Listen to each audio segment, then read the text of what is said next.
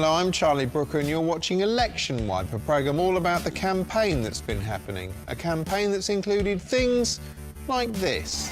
The news has been calling it the most unpredictable election in decades. This election could be one of the most unpredictable in one of the most unpredictable elections. Entirely unpredictable. The most unpredictable election. Unpredictable. This is the most unpredictable election. I knew they were going to say that. In a tight contest, politicians have been targeting specific groups. Cameron went after the Sikhs while Miliband courted the Hindus. But there was an awkward moment when Cameron forgot which football team he's claimed to support since childhood and was Aston Villa-fied. Of course, I'd rather you supported West Ham. And grave scenes for Miliband as a photo op turned into a literally monumental PR gaffe. With many predicting a hung parliament, Nick Clegg prepares to fulfil a vital role as a tough pub quiz question of the future. And biased BBC lackey Evan Davis subjected Nigel Farage to needlessly tough questions. Did you see the Paddington Bear movie last year? No. The election is incredibly close. In fact, it's tomorrow morning. But we start here. The 2015 general election campaign has lasted about a month, although it feels far longer. If you could vote to make it stop, you probably would. Actually, that's sort of what's going to happen. Before the campaign had even begun, all eyes were on Prime Minister David Cameron, who'd said this would be his last election. And things were already fractious. Critics accused him of being a chicken who was trying to avoid a live TV debate with a man he'd spent 5 years debating on live TV. Of course, Cameron's a dab hand at avoidance strategy thanks to his odd habit of abruptly walking out of shot before reporters can ask any questions he might not want to answer. Right now, the key thing is getting everything done that we can in the next few hours to protect as many homes and communities as possible. Once the army's gone... Okay. Thank you, Prime Minister. That was David Cameron there. But there was nowhere to run during Cameron versus Miliband, the battle for number 10, the desolation of Smaug, to give it its full title. Despite being billed as a kind of boxing match, the two men weren't actually going head-to-head. Instead, Cameron underwent a terrorising from establishment psychopath Jeremy Paxman, who opened with a characteristic ice maker. David Cameron, do you know how many food banks there were in this country when you came to power? Oh, good, it's a quiz. There were 66 when you came to power. There are now 421. Sounds bad, but on the plus side, Britain's abject desperation industry is booming. We changed the rules. The previous government didn't allow job centres to advertise the existence of food banks. They thought it would be bad PR. Yeah, they're not allowed to advertise nooses for much the same reason.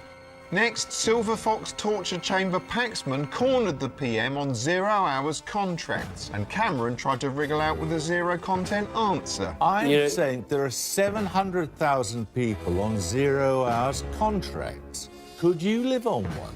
No, look, as I said, Could some you live people... on one? Well, I want to create a country where more people have the opportunity of the full-time work that they want. Could you live on a 0 hours contract? Well, look, that's not the question. The question is... Well, it's the question I'm asking. Well, And Paxman won't settle for that. No, he'll smack you around the chops with an anecdote. a colleague of mine this morning spoke to a man in the northeast, Patrick.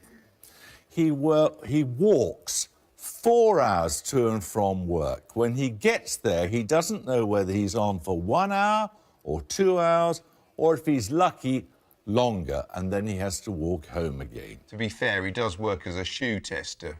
Once Cameron was dispensed with, it was the turn of Play-Doh IT manager and Labour leader Ed Miliband. The general sense of anticipation for Miliband couldn't have been much lower. In fact, provided he didn't weep or defecate live on air, he'd be doing better than expected. To date, the most inspiring public appearance Miliband had ever made was this one earlier this year, where he was applauded for saying, Oh,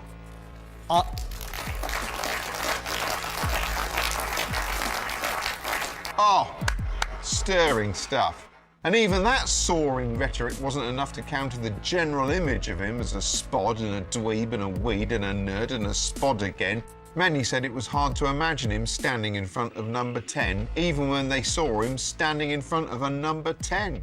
Before meeting Paxo, he faced the public, where it quickly became apparent this was a new Miliband we were seeing, one giving off the sort of relaxed, cheerful assurance that can only be battered into you by hours of intensive coaching. He was smiling, standing casually with his legs apart and one hand in his pocket like a trendy teacher, and scuttling to his lectern and coming back out again like a robotic hoover that needs to recharge. And he didn't seem too fazed when punters he couldn't locate asked him tricky questions about his brother David. Hi, over here. Oh, hi. Do you not think that your brother would have done a better job? Bless him, he thinks it's hilarious. It's not fair to say he stabbed his brother in the back. I mean, look, he did it to his face. But next it was time for the blood sports to commence as Paxman the Impaler came at him with a blunt instrument. Ed Miliband, do you think Britain is full? In terms of immigration? No, in terms of pudding. There were testy exchanges between the pair of them, although Miliband, rather than letting Paxo rip him a new one as expected, fought back, even mustering the odd zinger. You don't get to decide the election results 6 weeks before the general election. You're important, Jeremy, but not that important. It's the British people. It's the British I people. don't want to decide. No. Piqued by this, Jezzo resorted to some shaggy dog gags of his own. A bloke on the tube said to me last week, Bullshit! Ed Miliband goes into a room with Vladimir Putin. The door is closed. 2 minutes later, the door is opened again, and Vladimir Putin is standing there smiling, and Ed Miliband is all over the floor in pieces. That'd never happen. Vladimir Putin can't smile. You understand what the point is here? The point is people think you're just not tough enough. Well, let me tell you, right? Let me tell you. Okay. Let me tell you. Oh, it's all right, Ed. They're not laughing at you. They're just laughing over you. Quick, knock 'em dead with a soundbite. Am I tough enough? Tough enough? Hell yes, I'm tough enough. Oh, God, I think I just ruptured my cringing pipes. Worse was to come, and as Miliband kept fighting his corner, Paxman readied the death blow. Newspapers can write what they like. The bloke on the tube can say what he likes. I don't care, because I care about the British people and what happens to them. The thing is, they see you as a North London geek. They see you as a North London geek.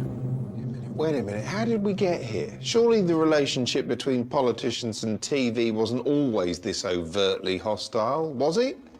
Answer, no. Way back yonder, television was seen as a novelty, a sort of high-tech variety club with little relevance to politicians who expected deferential treatment and got it. Well now, Mr. Eden, with your very considerable experience of foreign affairs, it's quite obvious that I should start by asking you something about the international situation today, or perhaps you would prefer to talk about home. When shall it be?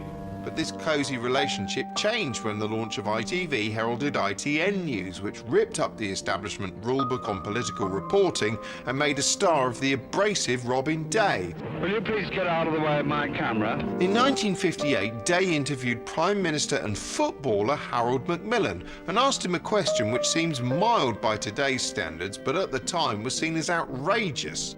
How do you feel, Prime Minister, about criticism which has been made in the last few days, in conservative newspapers particularly, of Mr. Selwyn Lloyd, the Foreign Secretary? It caused an outcry but set the tone for less deferential times to come.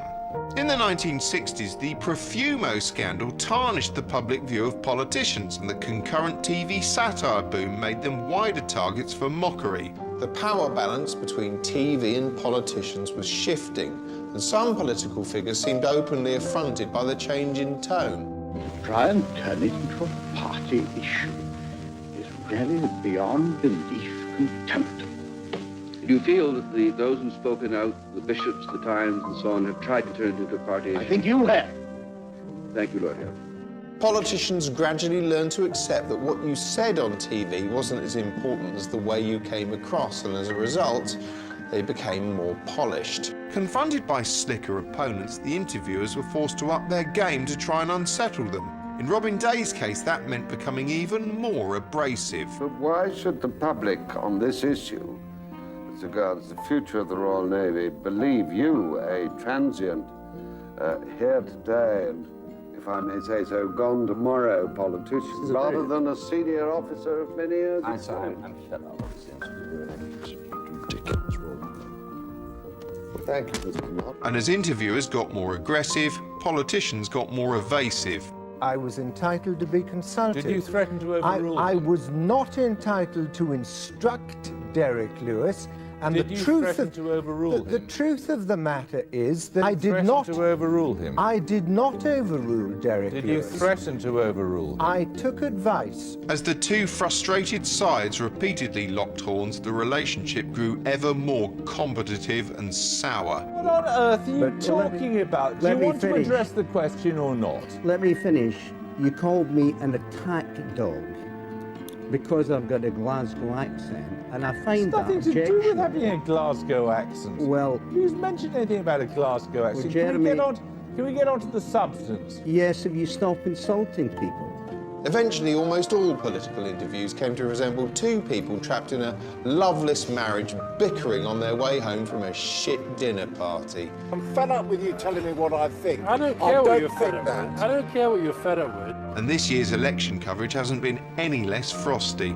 In the real world, Andrew, where I live, okay, unlike where you live and many other people... You've in no the idea media and the where I Tories- live. Just Yeah, answer the okay. question. In the real world where I live, London geek.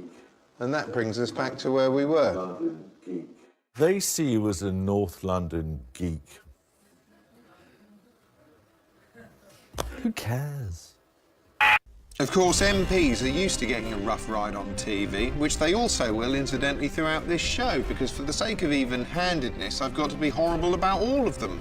So if I call David Cameron a boob, I have to call Ed Miliband a boob, and Nick Clegg a boob, and Nigel Farage a boob, and Natalie Bennett a boob, and Nicola Sturgeon a boob, and Leanne Wood a boob, and this kitten a boob, and myself a boob, even though I'm a prick. That's how balance works. Meanwhile, the contenders had begun heaping insults on each other as an emboldened Miliband launched the Labour campaign and took the opportunity to lay into Cameron. What did we see last night? We saw a rattled Prime Minister running from his record. Yes, and round that ragged record, the rattled rascal ran. Faced with this cockier Miliband, Cameron responded by striking a statesmanlike pose as Parliament was dissolved. I've just had an audience with Her Majesty the Queen. Yeah, well, I've just had a twitch, so who's the f***ing winner here? The next Prime Minister walking through that door will be me or Ed Miliband. And having posed that cliffhanger, he then answered it by being the next Prime Minister to walk through that door.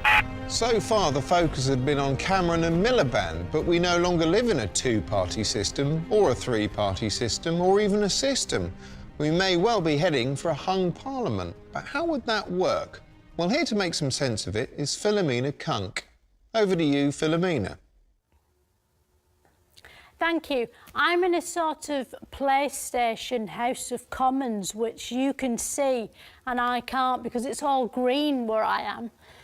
This election's important for politicians because if they lose, they get hung.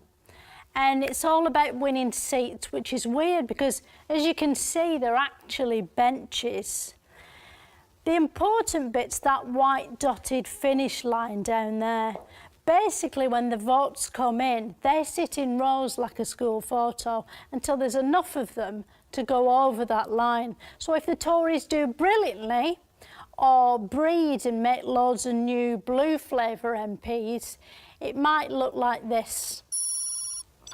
See, the benches are filling up with blue stuff like a tenner lady pad. In this case, they've got 335's worth, which means they flood over the line and they've won Britain. But what would happen if Labour did sort of OK, but not as good as that?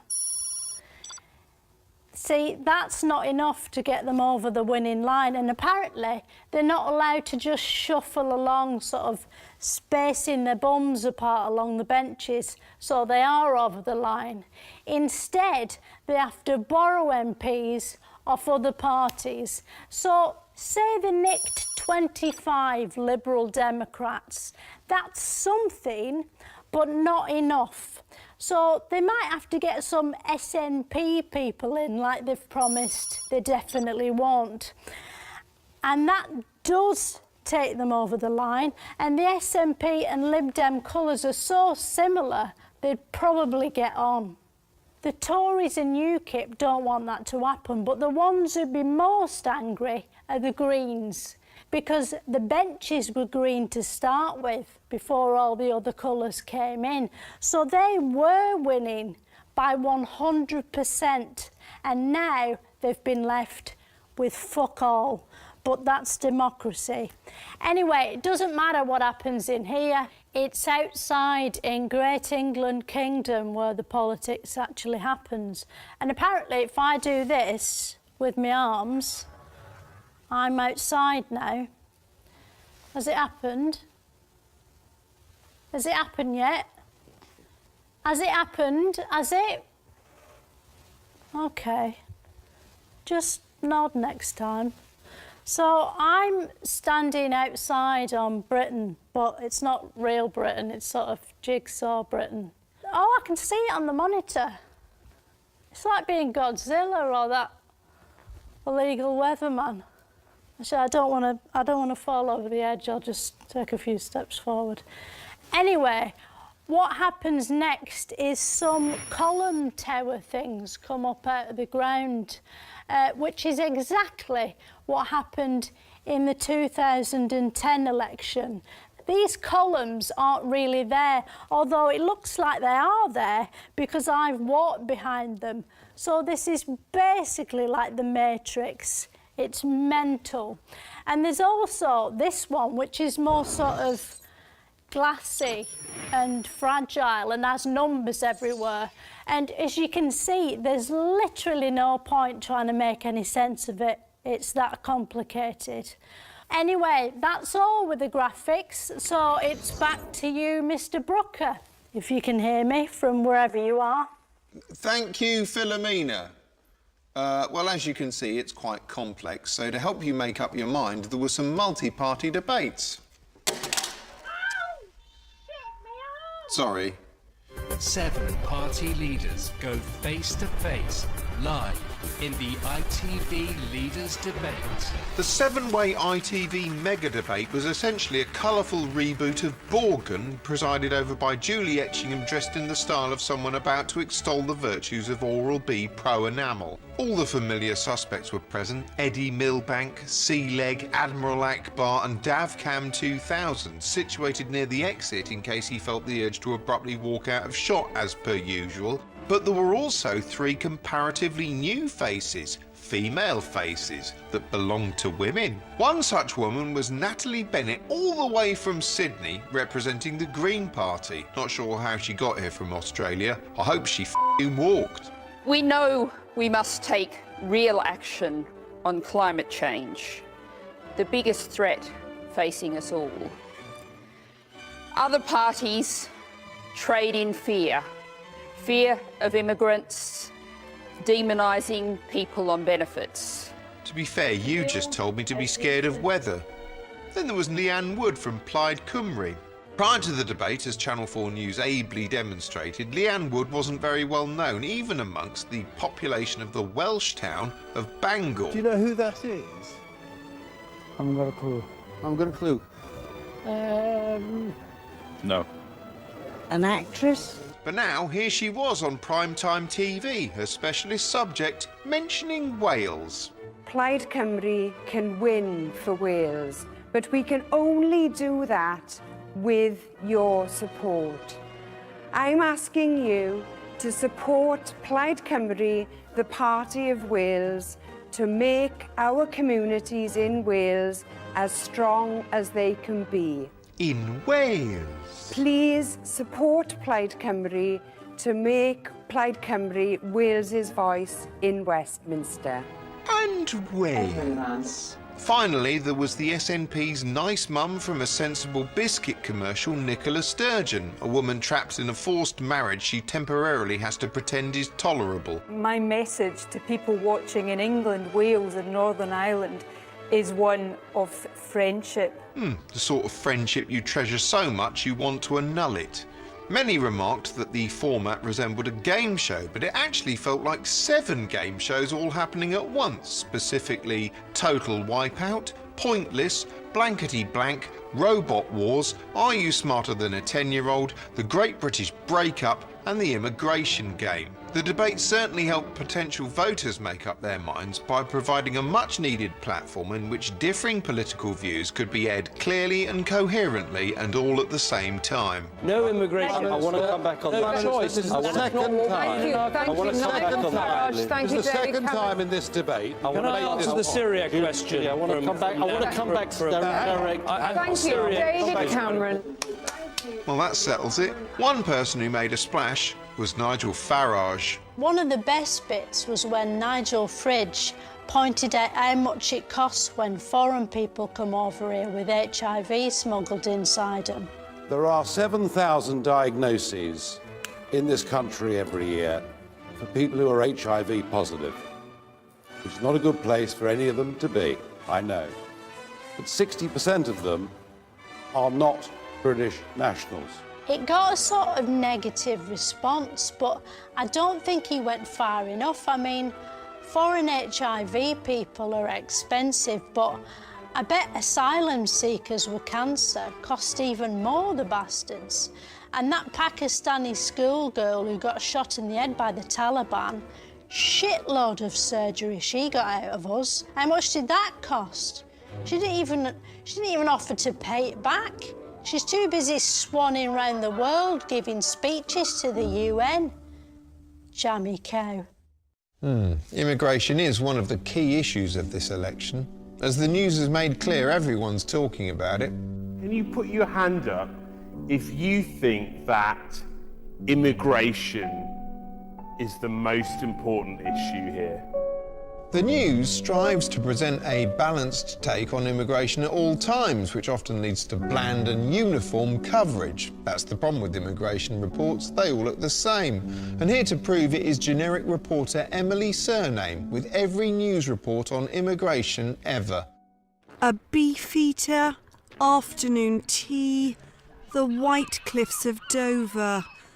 All iconic and easy to locate in the archive. Perhaps that's why they've all come to symbolise traditional Britain. But modern Britain isn't just about what Wikipedia describes as a section of coastline composed of plates of calcium carbonate. That's why I'm walking down a busy street amongst people of varied cultural backgrounds while appearing slightly detached and talking like I'm narrating a nature programme.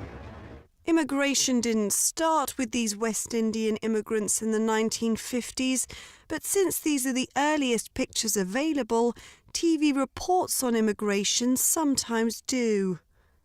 There's also this sort of footage which is rather edgy and bleak. So let's quickly mix through to something nice happening, although obviously it's only nice if you're not a racist. Fast forward to the present and you get this sort of thing nowadays. A niqab, a Polish shop, Chinatown, someone Welsh, a robot. By and large, they coexist harmoniously, but there can be tensions. Tensions that can run high. These builders might have come from Eastern Europe or from Chichester.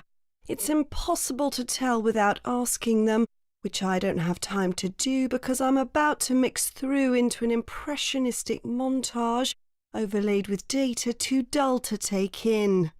After that, shots of a man I'll pause with faint amusement before introducing Nigel Farage. This is Nigel Farage drinking a pint of beer. This is Nigel Farage drinking a pint of beer. This is Nigel Farage drinking a pint of beer.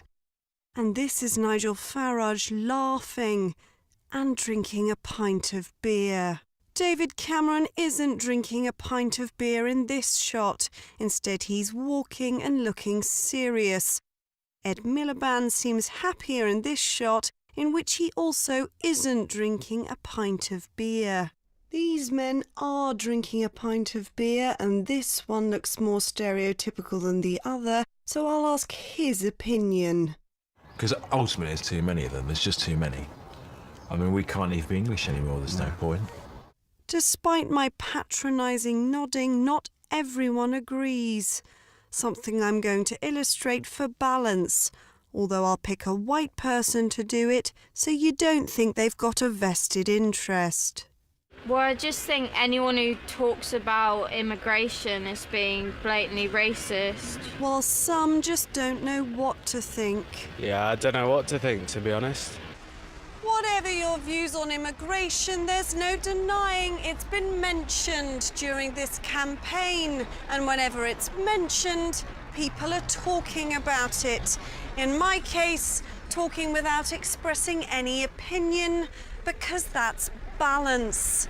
And once this link's finished and the camera's off, I'll find a coffee shop toilet to have a shit in and then go home. Emily's surname, election wipe, television. A lot of politicians don't want to talk about immigration until they're safely in their own car. In 2010, Gordon Brown pissed on his campaign chips by loftily dismissing a voter who'd raised the issue. She's just a sort of bigoted woman. You might not like this, but he said, what a disaster. Who got me to talk to that woman? She's a bigot. Or words to that effect. And we want to know your response to that. You're joking. Oh, you think that was bad? He even did a Saki Zieg Heil as he got in his car. One politician determined to confront the issue is Nigel Farage, seen here failing to notice the TARDIS materialising in front of him. Farage has succeeded in placing immigration at the forefront of the national conversation, partly by mentioning it at every possible opportunity, like the time he said he'd been late for an event because the M4 was jammed with immigrants. Well, it took me 6 hours and 15 minutes in the car to get here. It should have taken 3.5 to 4. That has nothing to do with professionalism. What it does have to do with is a country in which the population is going through the roof, chiefly because of open-door immigration and the fact the M4 is not as navigable as it used to be. UKIP have won over many voters who feel other parties pussyfoot around immigration thanks to political correctness. Although, of course, one drawback with unapologetically tackling that sort of topic is you're often called upon to apologise. Somewhere, somehow, somebody in UKIP has made a very major error. This is our fault. It's the party's fault. Hands up. If I gave the impression in that interview that I was discriminating against Romanians, then I apologise certainly for that. UKIP leader Nigel Farage apologises in person to the Thai woman described as a ting-tong by one of his MEPs. But, you know, mega apologies.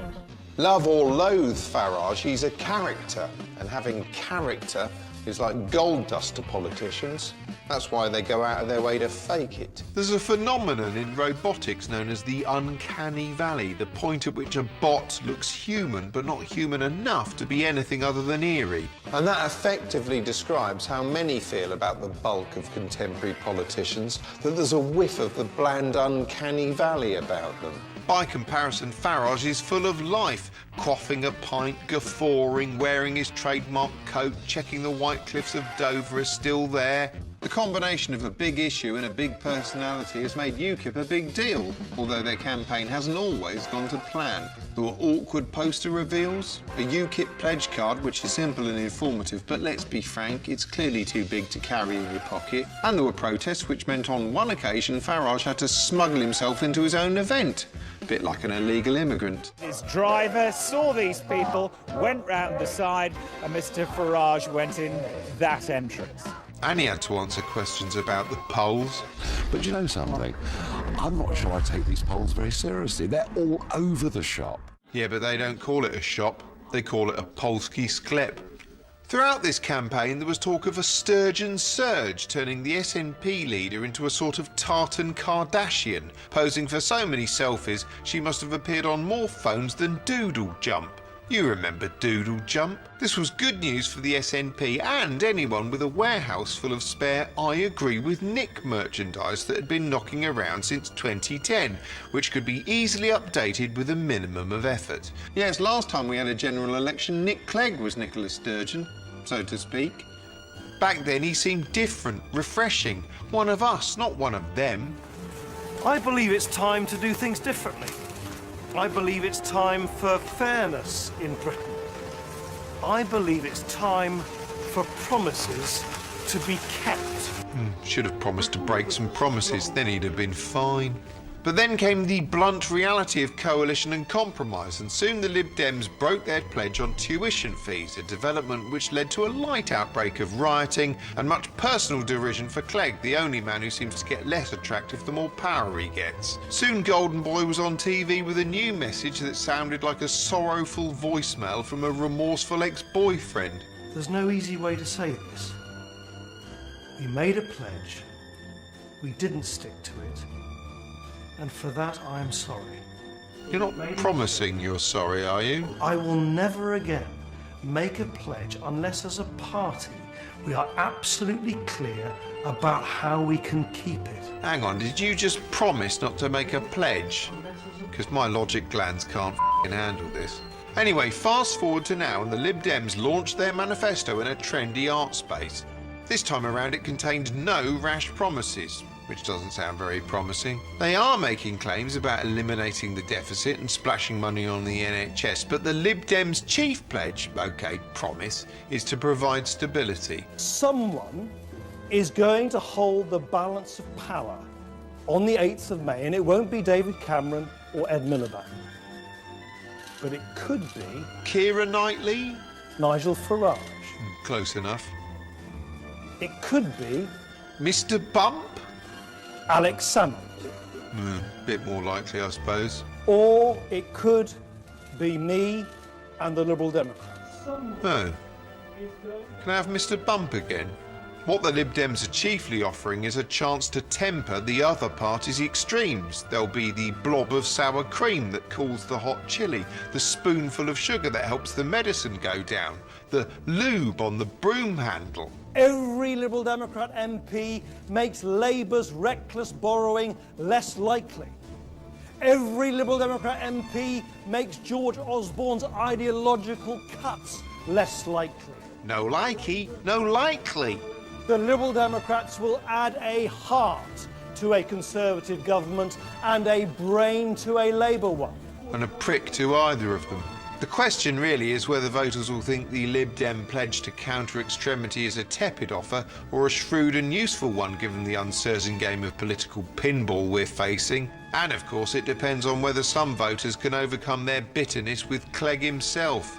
I'm a university lecturer. I've lost a lot of good students thanks to Nick Clegg. Maybe burns in hell personally. I think you'll find as a Liberal Democrat he'll actually make hell less hot.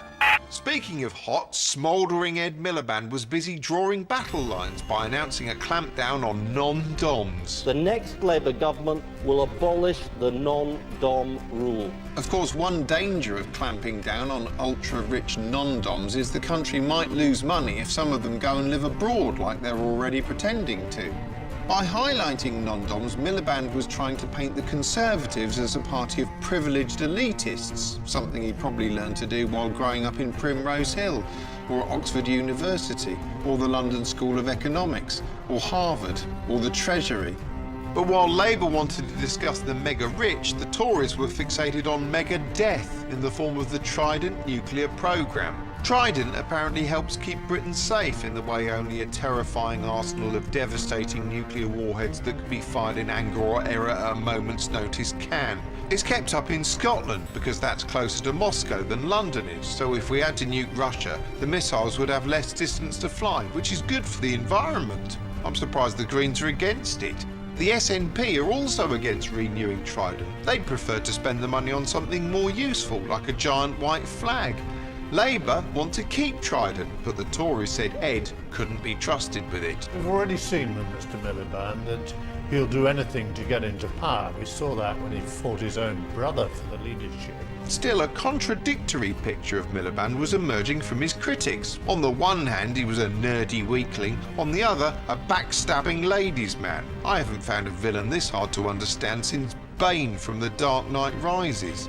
But a curious thing happened. Rather than wondering whether Miliband was fit to lead, people began wondering whether he was just fit. Yes, somehow he was blossoming into an unlikely sex symbol. I mean, he'd been used to women turning their backs on him, but now they were doing it because they wanted a selfie. And when fans weren't posing for Eddie Grams, they were photoshopping him into wank bank scenarios courtesy of the Millifandom. So at the very moment the Tories were saying, do you really want this man to have his finger on that all-important red button? Lots of women were saying, yeah. The danger now for Diddy Cambo was that continued attacks on Miliband's character could make people see him as the leader of the Nasty Party, an image he'd do almost anything to neutralise. Now, bizarrely, the Prime Minister said he's taken an Easter break from campaigning today to try his hand at suckling orphan baby lambs. Oh, that little face. Oh, I just want to nuzzle in there for a great big cuddle as soon as he puts down that revolting lamb. Still, it's authentic. Cameron loves animals. Lambs, chickens, cows. Look, here he is meeting a load of them down his local beast mausoleum for a publicity stunt on the Beeb. I like the thighs because they're very juicy. You talking about the chicken or the butcher? So is David your most famous customer? No, certainly not. There are plenty around here. Mr. Clarkson, I expect, pops in from time to time, doesn't he? Yeah, but Clarkson drops by after they've shut, demanding a steak and threatening to punch an underling. Underlining his support for the animal kingdom, Big Dave C also blithely stood by as creatures were publicly barbecued at this photo op, which was meant to make him look like a regular guy until he was pictured eating a hot dog with a knife and fork. Christ, and you think that's posh? He eats crisps with a spoon. Meanwhile, George Osborne was out highlighting the economy and donning the garb of the regular working man. Osborne's almost always in high-vis these days. Look, there he goes, helping to load boxes onto a lorry. That's it, take a heavy one. Cheers, mate. Here he is in high-vis in a bottling plant. Here he is touring a building site. Here he is checking out some very important plans. Here he is operating a digger. Here he is breaking into the vault of the Hatton Garden Safe Deposit Company. Hang on a minute, I thought the Tories were quite well-to-do. What do they need to rob a vault for? David Cameron promised an extra £8 billion a year for the health service in England by 2020, saying the money would come from a strong economy under a Tory government. Jesus. No wonder George couldn't tell Andrew Marr how they were going to pay for that. You've just found an extra £8 billion. All I'm asking is, where does it come from? Well, no higher taxes, extra public spending cuts, where? Well, it's part of our balanced plan. And if you look over the last 5 years... That's not really an answer. Well, it is, actually. About halfway through the campaign came the most exciting bit, Manifesto Week. First, Labour showed us theirs. The last Labour manifesto in 2010 showed a family enjoying a nuclear holocaust and wasn't a great success. But the 2015 offering focused on painstaking fiscal prudence with a booklet so austere it even had a front cover a bit like a Tesco economy brand tin of tomatoes. In this topsy-turvy election, this was Labour's attempt to adopt the traditional Tory mantle of financial responsibility. And that might be a bit of an ask, since, as this illuminating documentary footage makes supremely clear, both Ed Miliband and Ed Balls had served in Gordon Brown's treasury back when banks were free to swing from tars and fling their own shit around. Back then, Eddie Baby hung around behind Gordon Brown like an awkward teenage relative. Now he strutted to the stage to promise financial responsibility underpinned by his fiscal triple lock. A clear vow to protect our nation's finances. A triple lock of responsibility.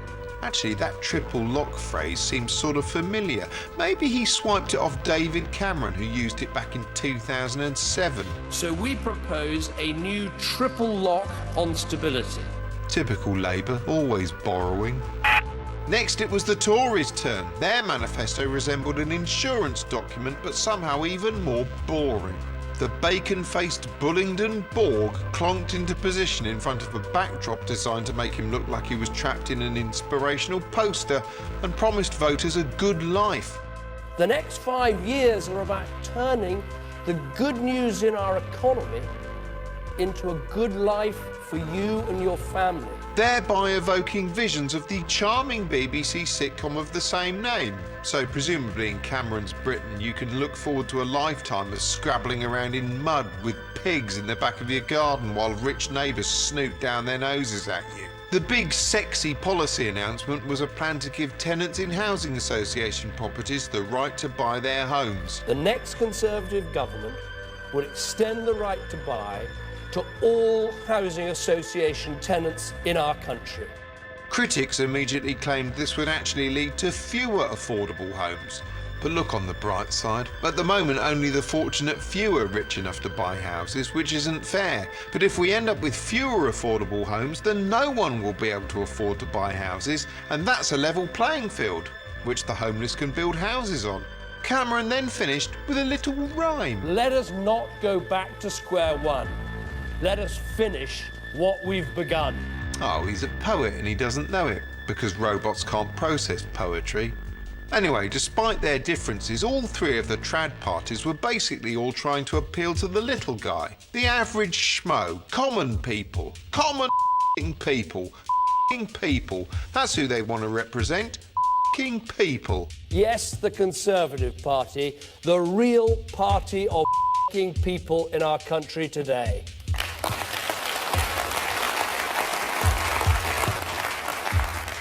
The future of our country does not simply come from a few at the top. It comes from every person in our country. We can say that we will cut taxes for millions of people because that's what we've done. Not when we only reward those with the six-figure bonuses, but when we reward the hard work of every person in our country. It means we can proudly say that this is the party of people. For millions of not just the party of but us, the party of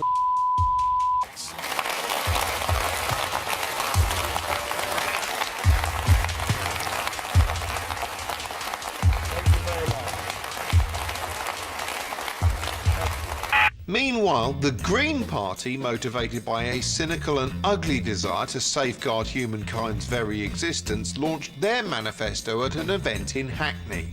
Their planet-conscious to-do list wasn't available in dead tree format. Instead, it existed online, which is far more eco-friendly, because all you need to read it then is a factory-built computer and a constant supply of electricity.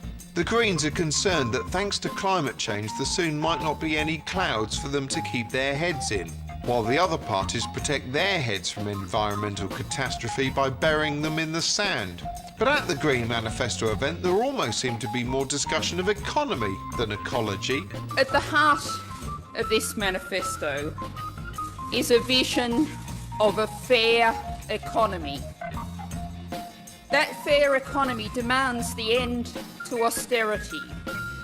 It demands that we restore and enhance the essential public services that we all, but particularly the most vulnerable, need.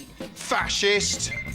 The Greens clearly believe they're the goodies. One of them even looks like Bill Oddie. But it turned out their financial plans haven't been thoroughly checked out. You haven't actually independently audited these figures at all. We have to work on the figures, using our own resources and doing what we think is sensible. Yes, and some of what they think is sensible sounds like bloody good fun. Here's another vision that you've outlined in your manifesto: to free all caged farm animals, chickens and pigs, out of the cages, roaming around freely. That's going to kill big farm business, isn't it? Maybe, but on the plus side, it's a real winner for any hens that have registered to vote. Anyway, when Channel 4's Michael Crick hit the Hackney streets, he struggled to find people impressed with the green vision. They can afford to be idealistic because, you know, it's easy to kind of write a manifesto that's never actually going to kind of come into practice. All right, isn't mate. it? Jesus Christ. They think. Chill out. The one thing this election didn't have enough of was debates. There were only about 60. How are you meant to make your mind up with that? The BBC did a debate which was like the ITV one, but without Cameron and Clegg. I think they've been knocked out, so this was a bit like Judges' Houses week on X Factor, but with talking instead of singing. And instead of being in Simon Cowell's villa, it was in David Dimbleby's ballroom. What was nice was all the politicians had driven in on Segways and parked them in a row. There were more women than men in the lineup, and they were all sort of left-leaning pacifisty women, which was refreshing because it meant it didn't just collapse into a load of angry shouting. That privatised a large chunk of the health service. But this is and what you're you lying, and you're lying. Ed, I believe this is what you said. Time to come in now. Anyway, there was this bit where Nigel Farage said something about immigrants and Nicola Sturgeon got cross. She said there shouldn't be any difference between immigrants and immigrants, starting with the way we pronounce them. We're a nation of emigrants as well as immigrants, and we should treat immigrants the way we would want emigrants from our country to be treated wherever they go to settle. Nigel Farage was there, and because the others were sort of liberal, he was kind of isolated on a little island all of his own, which you'd think he'd love. It meant he'd have to work really hard at winning over the crowd, which was probably why he didn't bother. There just seems to be a total lack of comprehension on this panel, and indeed amongst this audience, which is a remarkable audience even by the left-wing standards of the BBC. I mean, this lot's pretty left-wing. Hang on a sec. Afterwards, Farage continued to complain about left-wing bias on the BBC, and not just in that debate, but what he saw as bias on comedy shows. People think the BBC's biased, but that's only because a lot of the people who appear on it seem sort of left-leaning, and they say loads of liberal things and sing liberal songs and make liberal jokes. And to be fair to the Beeb, it balances all of them out by doing a documentary starring Hitler every now and then. Meanwhile, in Debateland, heartthrob Miliband was in his element amongst the women. Natalie Bennett for the Greens signalled her interest, while Ed cockily rebuffed her with his face. We prepared to work with Ed on a vote-by-vote basis.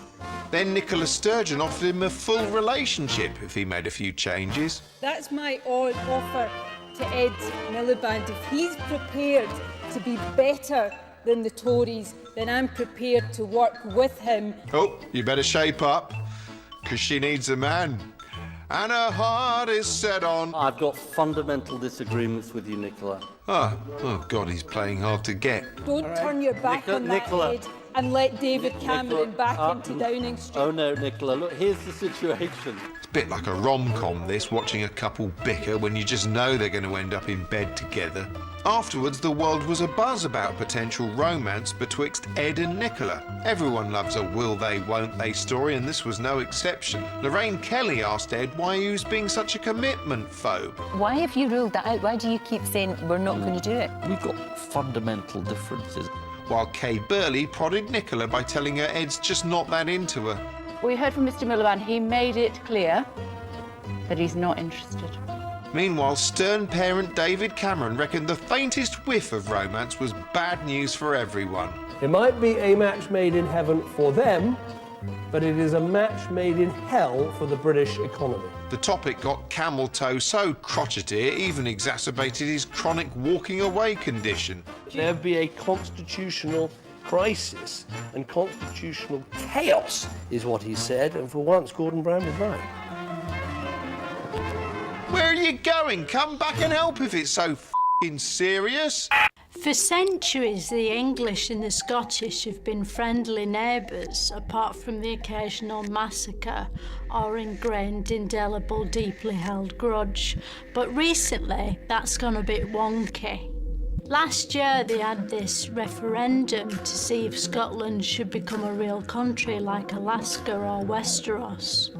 The Scotland fashionalists said it was a once-in-a-lifetime, never-to-be-repeated chance, and then they lost. So now they want to do it again and again and again until everyone ticks the right box. Last year, the SNP had a man called Alex Salmon, and everyone hated him because he was so popular.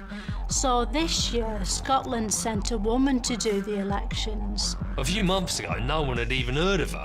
And now suddenly everyone was saying, Nicola Sturgeon, Nicola Sturgeon, Nicola Sturgeon. Nicola Sturgeon. Nicola Sturgeon. Nicola Sturgeon. Nicola Sturgeon. Nicola Sturgeon. Nicola Sturgeon. Nicola Sturgeon. Nicola Sturgeon. Nicola Sturgeon. Nicola Sturgeon. Nicola Sturgeon. Nicola Sturgeon. Nicola Sturgeon. Nicola Sturgeon. Nicola Sturgeon. Nicola Sturgeon. Nicola Sturgeon. Nicola Sturgeon. Anyway, she was quite smiley, but then the papers started calling her the most dangerous woman in Britain, like more dangerous than Rose West or Cheryl Cole Fernandez or whoever, the one who beat up that toilet lady. There was this calm, measured press coverage that explained the whole thing could lead to the worst crisis for Britain since the abduction of King Edward. What they'd worked out, which was really scary, was that if the SNP and Labour got more seats than the Conservatives, they could form a government and carry out their policies, just because of this loophole they'd found, which is that that's how elections work. After all that talk about a clash of nations, it was time for something positive. And it came as David Cameron delivered an inspiring speech praising Britain's multicultural society. A world in which people of different races, religions, social backgrounds and sexual orientations can live in harmony while an Eton-educated white millionaire tells us how great that is.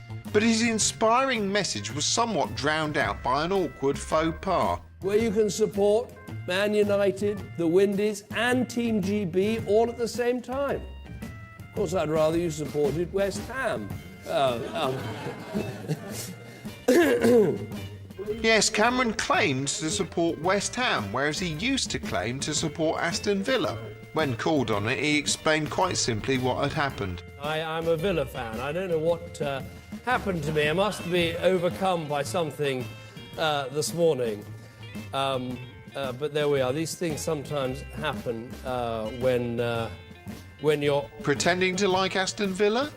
To be fair, I suppose forgetting which football team you've claimed to follow since childhood is one of those things that just slips your mind from time to time, like what country you live in or which end of your body you shit through.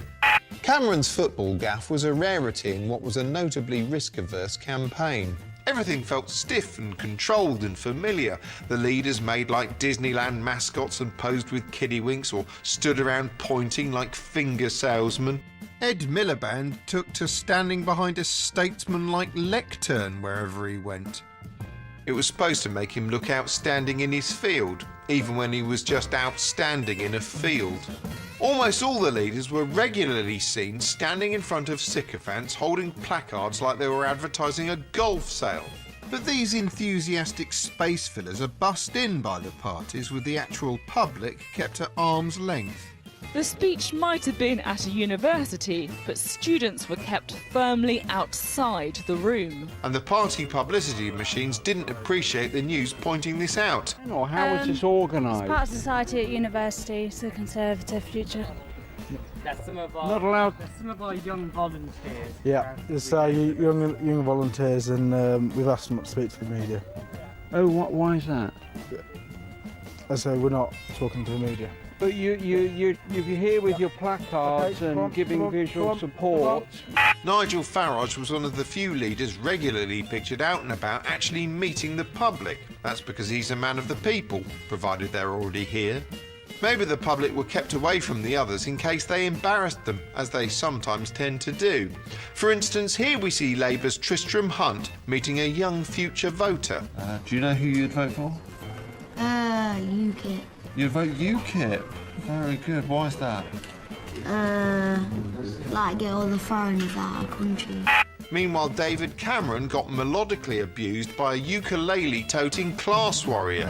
Fuck off back to Eton with all your Eton chums.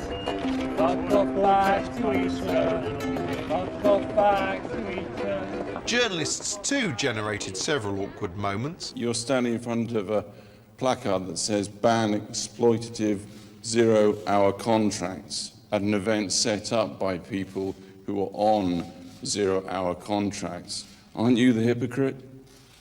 I think we, But most of the time, everything was corralled and contained. It all led to complaints that the campaign was tired and boring. Cameron, in particular, came in for criticism, with some people saying he didn't seem hungry enough. So you know what he did? He rolled his bally sleeves up and he fought back and turned the air blue. And I want you to take that argument that Labour make and stick it where the sun don't shine. Yes, Cameron had been rebooted with the control key held down, and now he was reinvigorated and a bit pink. And if I'm getting lively about it, it's because I feel bloody lively about it. That's the truth. Steady on, Dave. Taking a having a that pumps me up, and it's what our country. Prime Minister, I feel like we're seeing your feistier side. Is this your yes response to critics who say you've not been passionate enough? I just say it as I see it. And I really feel passionate about this election. We've come so far. He's certainly showing them some spunk.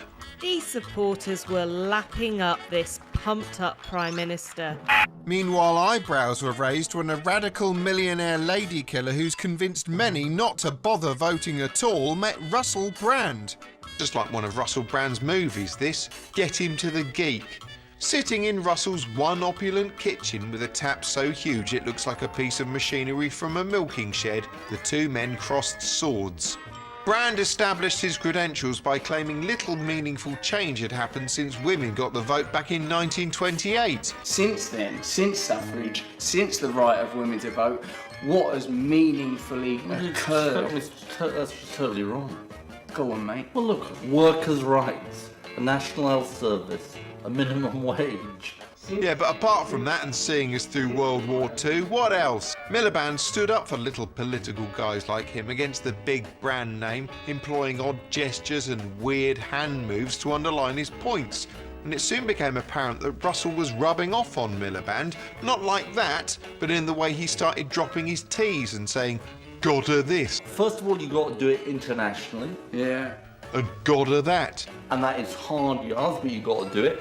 It was gotta awful. But it seemed Miliband had won Russell over. I think the fundamental problem with this country is that people think it's run for somebody else, and the somebody else is probably somebody right at the top of society. They've got the access, the influence, the power, and it's not run for them. And that's what we've got to change. That is exactly it.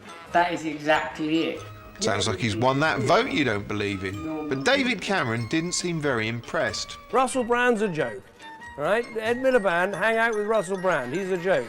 This is not funny. I haven't got time to hang out with Russell Brand. This is more important. These are real people. Yes, Campbell Plops doesn't have time to hang out with Russell Brand. He's busy fielding questions from real people, like the real people he met in this enlightening interview for Heat magazine. So, first up, there's a young man called Joey Essex.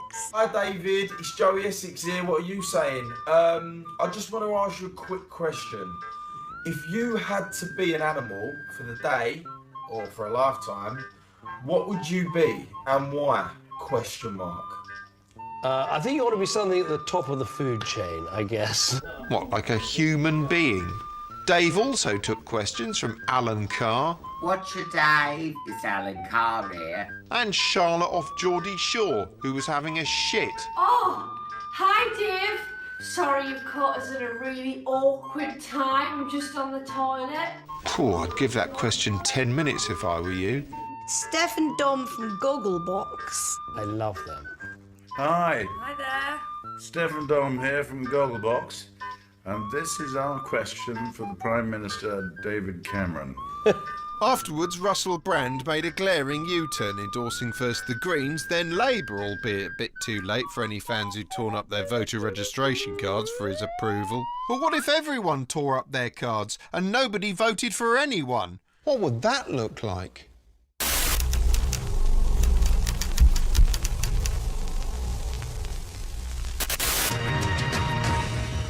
The latest recount confirms no votes have been cast in this year's general election, leaving Russell Brand the default winner. Where is this called? Let me spread harmony. This is Harmony and her mates Faith and Hope. Hi. I'm going to take him for a Cobra meeting if you catch the insinuation. Hare Krishna. Promise we can give her the NHS. Brand immediately appoints his cabinet. Kate Moss becomes Chancellor. Noel Fielding is Foreign Secretary, while the Minister for Culture is a photograph of Noam Chomsky stuck to the end of a broom. Britain's former MPs are settling into their new careers. What? Ed Miliband is now a delivery boy, while George Osborne works in a garden centre. But Brand's unconventional shake-up is only just beginning.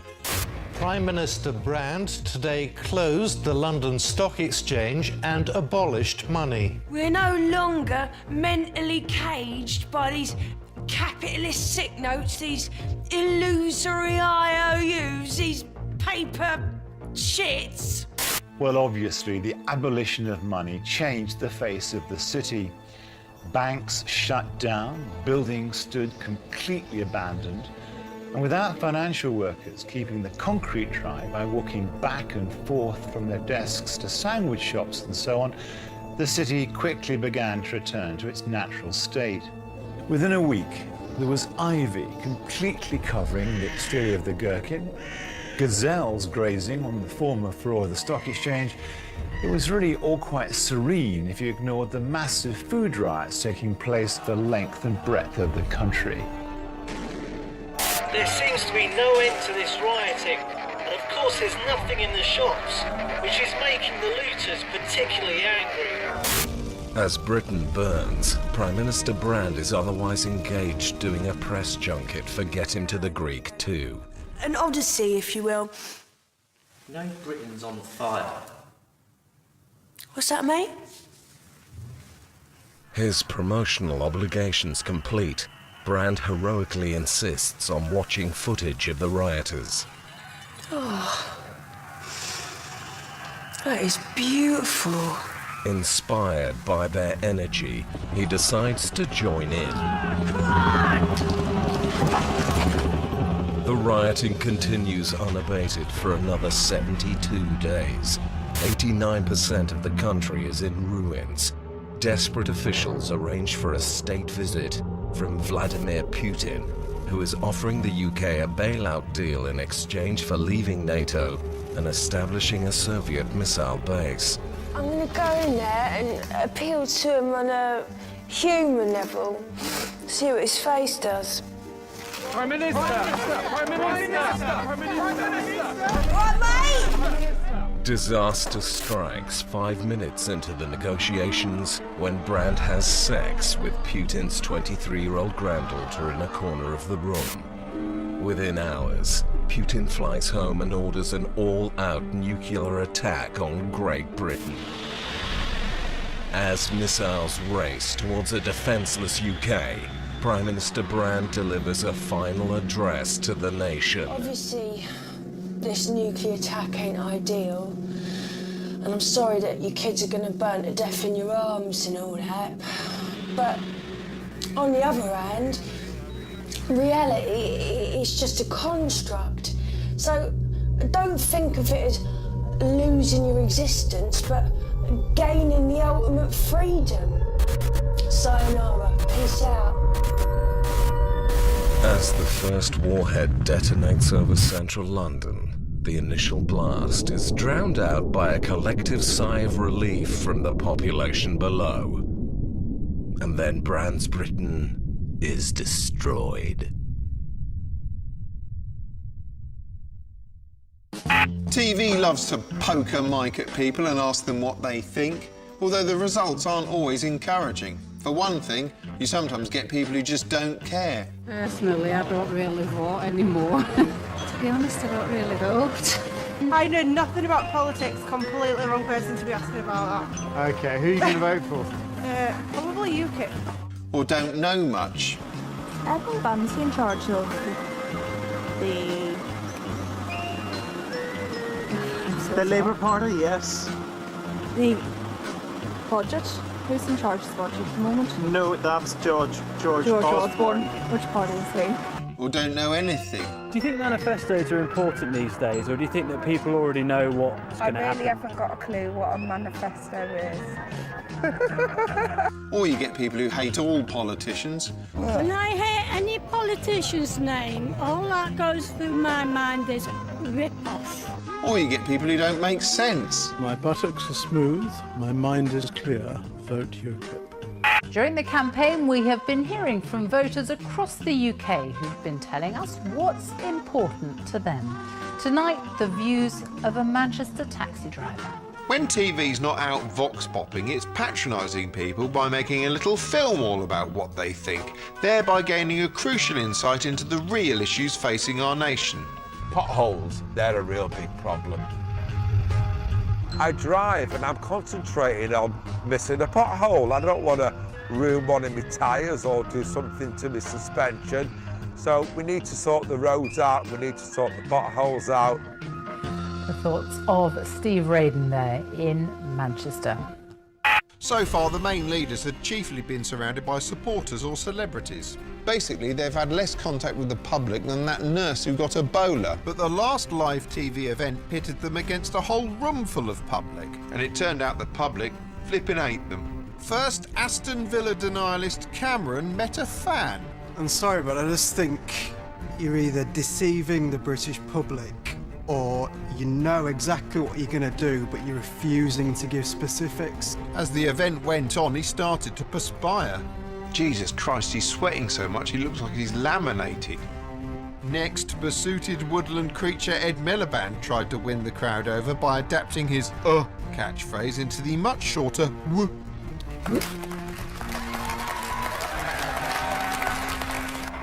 Stirring stuff. Under sustained hostile questioning, he gave this provocative answer. Do you accept that when Labour was last in power, it overspent? No, I don't. And I know you may not agree with that. Still, at least it couldn't get any worse. Until it did. And finally, Nick Clegg took the biggest faceful since your mum. Wondered if you got plans for a new job after next week when you become unemployed and your party becomes an irrelevance. Charming. No, I don't. Democracy is clearly all the rage right now, but what is democracy anyway? Well, here to examine it is Philomena Kunk with one of her moments of wonder.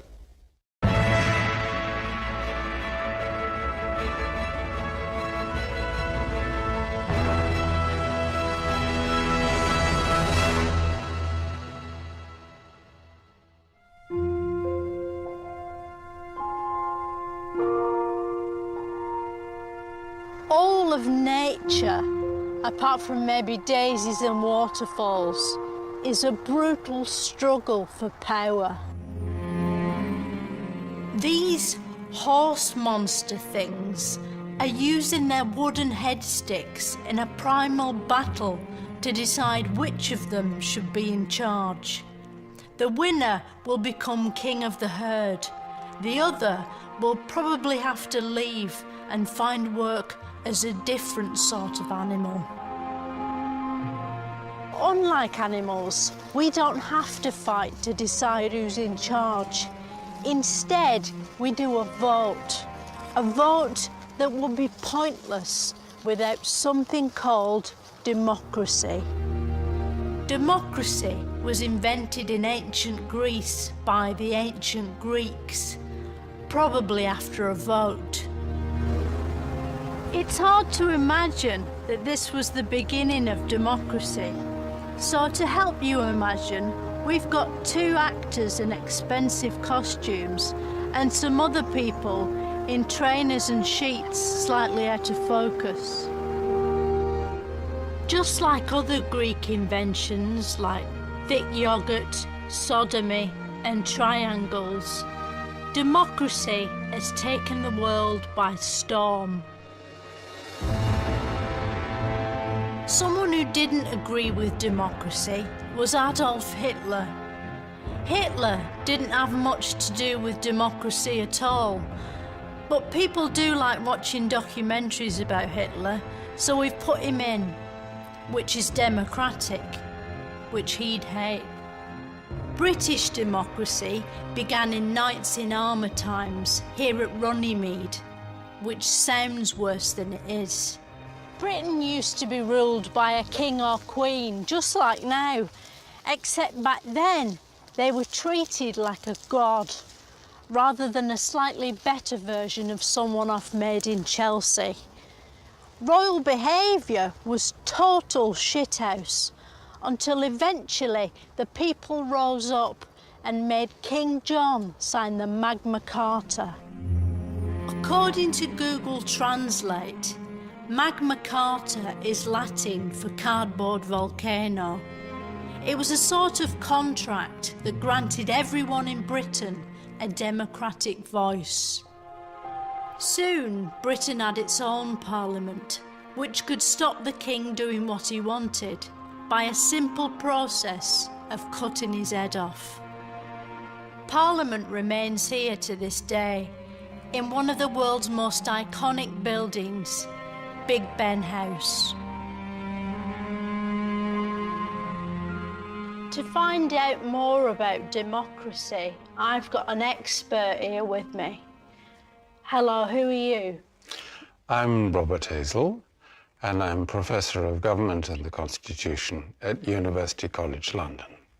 What makes democracy a better way to pick a Prime Minister than just letting them take turns?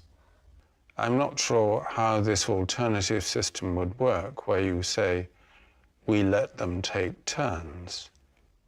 Well, if like one does like Monday, Tuesday, Wednesday, and then another Thursday, Friday, Saturday. And suppose we were running a company. Would you allow any stranger to be in charge of it for Monday, Tuesday, Wednesday, and then a different person to be in charge Thursday, Friday, Saturday? That's not a sensible way to go about anything. What would happen if we voted to end democracy? How would we do that? Take a vote. And what would the vote say? I vote to end democracy. And what would we put in its place? Don't know. Well, it wouldn't be a very sensible thing to end one system of government without knowing what system of government you're going to replace it with. It's like saying, let's vote to leave our house without knowing where we're going to go and live next. No one's going to do that. I bet you're terrible to go on holiday with. Election day is your chance to do democracy. You don't have to stand up and be counted. You can sit down and be ignored if you like, because that's your democratic right. You can choose not to matter, and that matters if you want it to. It's up to you. Next time on Moments of Wonder, I'll be finding out how to get the noise out of plates.